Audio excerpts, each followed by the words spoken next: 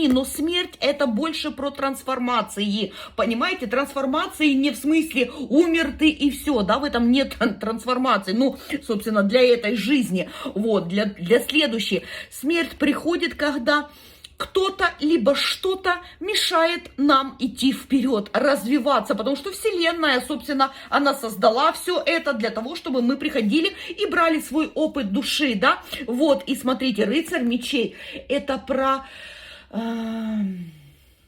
эгоистичного человека, да, человек может царить деньгами, человек может быть импульсивным, человек может, знаете, делать необдуманные совершенно, вот прям опасные какие-то действия, да, то есть, ну, это может быть, конечно,